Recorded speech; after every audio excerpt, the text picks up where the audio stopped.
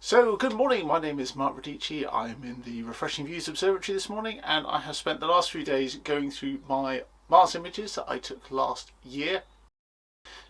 So Mars was a wonderful sight at its opposition in October 2020. It was a really good size a few months before and a few months after that as well. So I had an absolute blast imaging the surface. I felt like I was in orbit as I looked down on those Martian features, and Mars is an absolutely fascinating world for us to observe.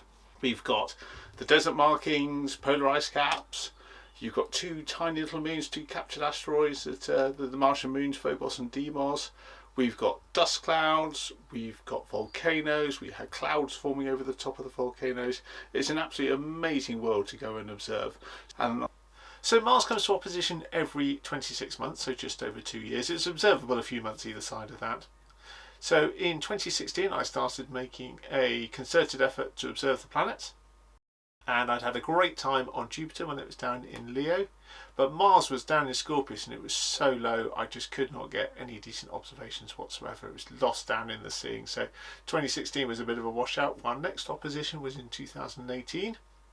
Mars was much higher in the sky at this time, but unfortunately there was a global dust storm. So all the features were washed out. We even went on a club trip to Tenerife and I observed all the planets in one night with my little 6-inch Maksutov.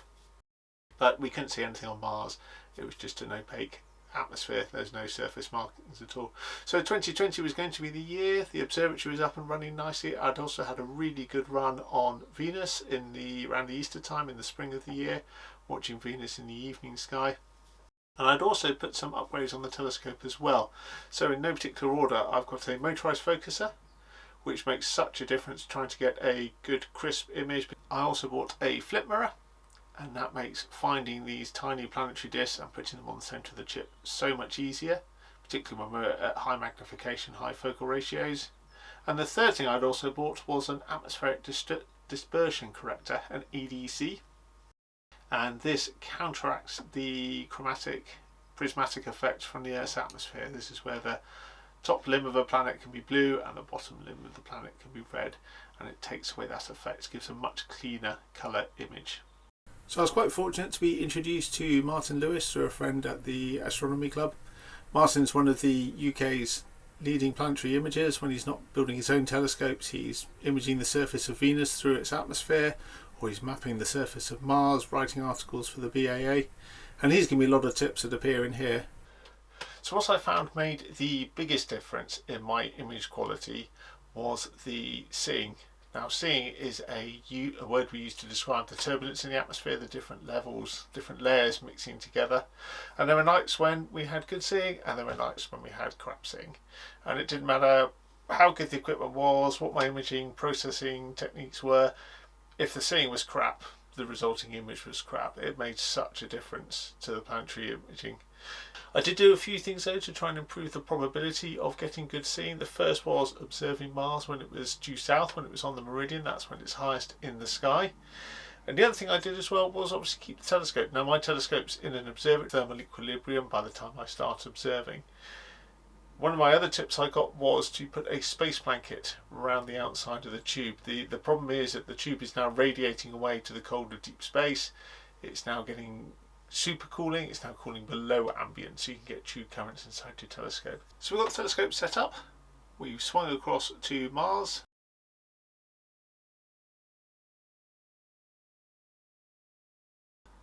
We've focused using the motorised focuser. I've dialed in the correct atmospheric dispersion correction settings, and of course I've got to have a cup of tea as well. Now let's explain the process I use to capture these images. So if you remember, we're trying to counteract the effect of the disturbance in the atmosphere, that seeing effect we saw earlier. So I use a high-speed camera. I'm going to capture a 3-minute video file at around 150 frames per second. Any more than 3 minutes and Mars's own rotation will start to blur the image.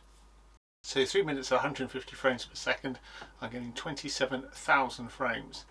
Now I'm going to then rely on moments of good seeing in that 3 minutes. We're hoping there's a number of moments of really good seeing where Mars is still, albeit briefly, to produce a sharp image. So I use Firecapture to capture my video files. It's a free software tool. I set the gain, so it's about 300 to 350. I try and get about 10 millisecond exposures. Mars of course is nice and bright, so that's not normally a problem, and I'm trying to get the histogram around 60 to 70%. Any more than that it's too bright, any less than that we're getting an image that's a little too dim. Not hard and fast rules, that's just sort of for guidance.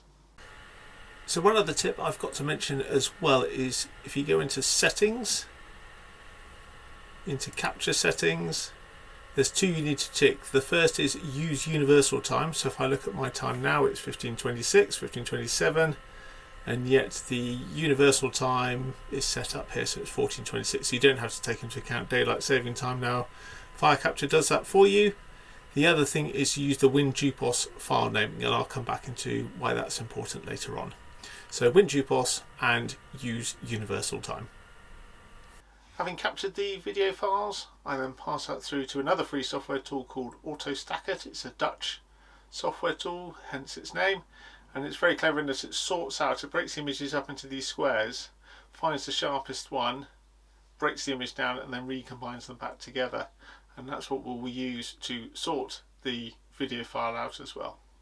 So let's have a look here. So I've got the first frame from the video capture, so nothing particularly noteworthy about that frame at all, and then we've passed it through AutoStackit, it's had a look at it, it's broken all those frames out into order, and that is the sharpest frame.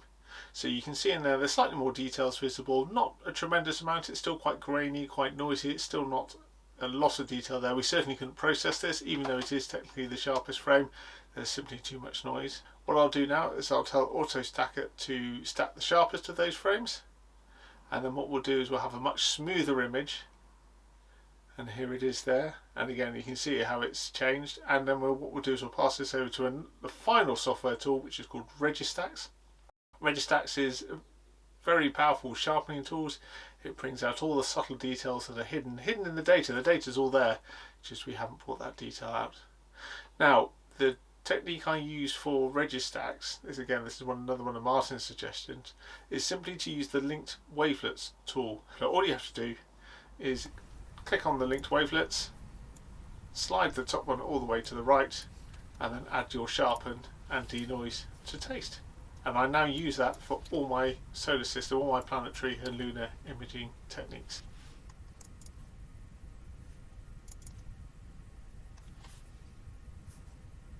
Right, so we've been through the image capture process, we've talked about setting up the equipment, we've talked about the focusing, the ADC, capturing frames, sorting, stacking, etc. and sharpening. The last thing we're going to do is run through Windjupus, because Mars's own rotation will start to blur the image. So if we take a number of 3-minute video files, we can then sort and stack and sharpen those video files. What Windjupus will do is will take into account the planet's own rotation and stack them together again. So if we've got we observe Mars for an hour, we've taken say 12 video frames or 12 sets of video, we can then process them down. We maybe have 5 or 6 that are really sharp and we've nailed the focus. We can then stack those 6 together and further reduce the noise, further increase the signal, and then get that last little bit of detail out as well. So I'll just talk you through that process. So I'm in Windjupus now. Program celestial body, and we're set on Mars. We've then got to go recording, image measurement, and it then has a think. Okay, we open an image, that's obviously the last one I had before, so just picking one at random then. So I've got the 17th of September 2020. If you remember earlier, I said I would save it in Windjupus format. So because I've taken into account daylight saving time, so that's all in there now, so I don't have to type in all these details. If you haven't saved it in Windjupus format, you will have to manually type this in. The only other thing to notice is, well, it does decimal seconds, so it's not 23 hours 50 minutes 0.7 of a, it's 0.7 tenths of a minute, so you've got to manually do that. You can put your last and longitude in as well. Right, so because it knew where to get these from, I need to show you the other thing as well. So what you've got to do is line this white circle with the north and the pole, north and preceding face, so which rotating in this image left to right. And you can see where the Martian moons would be as well, those two little white squares. So you use the up down keys, the arrow keys. Oh no, sorry. You go adjust and you use the up down keys to move that way you want it. So that's about there. You use the N and the P to rotate it left and right. And I know you can see there we're looking slightly beyond the South Pole. That's why if I move the grid up, you've got that little white line there. That's where the South Pole is, in the middle of the polar ice cap. And that means of course we can't see the North Polar ice cap because it's hidden out of view. So, and we can, last thing to do is page up and page down. Makes the circle bigger and smaller. We then go back to image and save. And it will then tell us to save. You can see where I've saved my other ones, and then we'll then save it with as an image measurement setting. So we'll save that. And it says, do we want to overwrite it? Yes. Let's get rid of you. So let's go Tools, Derotation of Images. You want to click Edit, Add. And I just got to go and find where I have saved them. There we are, there's my Windjupus files. So we've got 4 to select. We'll open those. And you can see there, if you look at the disk, it's taken into account when the images were taken as Mars has rotated. The other thing you need to do as well is make sure your limb darkening, your LD value, is set at 0.65. I don't know why that one hasn't done. Let's make him 0.65 as well. That takes into account that the globe, the image, is not uniformly illuminated. And then it's simply a case of compiling an image. There we are. So we have 4 stacked images. So the last thing we're going to do then is use our Windjupus data files. We've got all those data files from all those different nights of observations to actually put together a map of Mars. Now I get quite excited about this because here I am as an amateur astronomer in my own garden mapping another planet with volcanoes, desert features, ice caps, all that sort of thing. So it's quite exciting to be able to put this together with basically free software. So what we need to do then is, if you remember, we've already we've already analyzed our images to do the derotation. So it's just a case then of going into each in turn. So we're going to do, we've just checked we're on Mars still. So program, celestial body, Mars, analysis, map computation. Now there's the ones I was using before, so I'll quickly remove them. Yes, and then we're going to go edit, add. So what I'm going to do is I put all these together. So we'll open them all up at the same time. We'll go back into edit and then set optimum longitude ranges. And then we'll compile a map. As I think.